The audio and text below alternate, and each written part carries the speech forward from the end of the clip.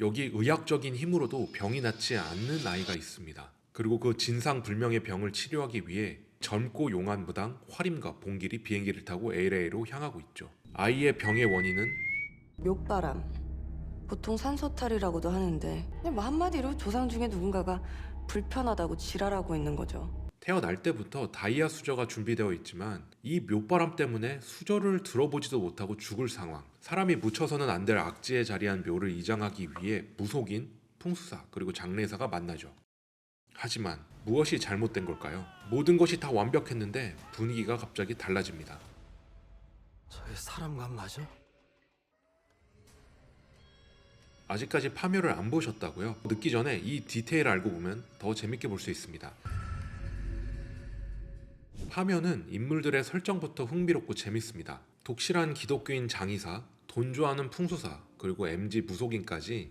그런데 더 재밌는 건 인물들의 이름입니다. 최민식, 유해진, 김고은, 이도현이 연기한 김상덕, 고영근, 이화림, 윤봉길은 일제감정기에 실제 독립운동가의 이름입니다. 화림의 동료 무당 또한 독립운동가 오강신 박자애로 갔고, 보국사를 창건한 주지스님 이름 역시 원봉으로 의열단의 단장인 김원봉과 같습니다. 이렇듯 장재현 감독은 영화 설정에 일제감정기와 독립운동 관련 차용이 많습니다. 더 살펴볼까요? 상덕과 영근이 운영하는 사무실의 이름인 의열장의사는 의열단을 연상케 하고, 상덕의 차량 번호는 0815로 광복절을 떠오르게 합니다. 화림의 차량 번호는 0301인데 이는 1919년 3.1운동을, 영근이 운전한 운구차의 번호는 광복 연도를 연상케 합니다.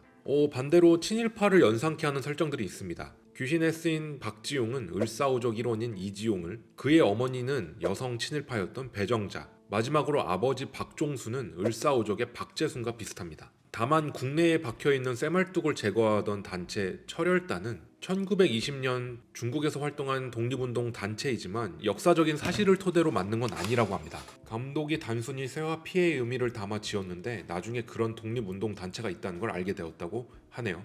파묘를 몰입되어 있게 볼 수 있게 해주는 가장 큰 이유는 당연히 영화의 세트장이라고 할 수 있는데요. 파묘 나름의 스산한 분위기와 현실감을 극대화하기 위해 장재현 감독은 악지 표현에 공을 들였습니다. 로드뷰를 켜고 묘터 방방 곳곳을 찾아다녔다고 하는데요. 그중 스산해 보이는 묘터를 실제로 구현하기 위해 1200평이 넘는 오픈 세트장을 만들었다고 합니다. 파묘의 미술팀은 1200평 부지에 2m가 넘게 흙을 쌓고 나무 50그루를 옮겨 심는 노력으로 아름다운 우리나라의 악지 중의 악지를 만들어냈습니다. 파묘의 미술팀들 고생 많으셨습니다. 그리고 또 하나의 대박 사건.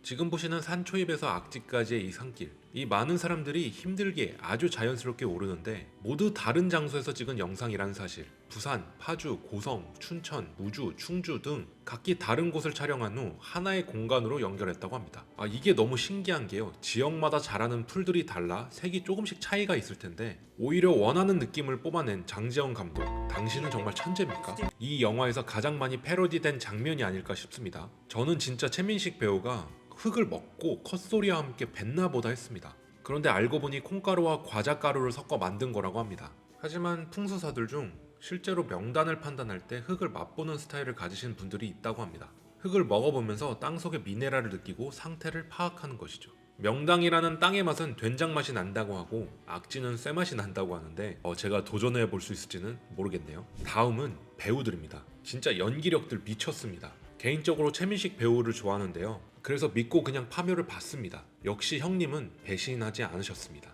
풍수사를 본 적은 없지만 진짜 풍수사라면 저러지 않을까라는 생각이 들 정도로 정말 소름 돋는 연기를 또 보여주셨습니다. 그런 최민식 배우의 캐스팅 비하인드가 참 재밌습니다. 감독님 개인적으로 다양한 작품을 통해 여러 표정의 최민식 배우를 봤지만 공포에 질린 표정은 본 적이 없는 것 같아 궁금해서 캐스팅을 했다고 하는데요. 캐스팅을 하고 같이 작업을 하면서 표정을 담는 순간 모든 것이 현실이 되는 매직을 봤다고 하네요. 40년 전통의 대배우 최민식이 칭찬한 저는 그래서 이 걱정이 되는 거예요. 이러다가 진짜 투잡 뛰는 거 아니야 이거? 김고은 배우. 이번 영화에서 군 연기를 하는 걸 보고 투잡이 아닐까라는 의심을 할 정도로 연기력에 깜짝 놀랐다고 합니다. 장재현 감독은 김고은 배우의 얼굴에서 한국적인 요소, 카리스마, 날카로움 등 여러 가지 얼굴을 발견을 하고 캐스팅했다고 합니다. 김고은 배우의 표정만 집중해도 많이 몰입되실 겁니다. 이도현 배우도 마찬가지입니다.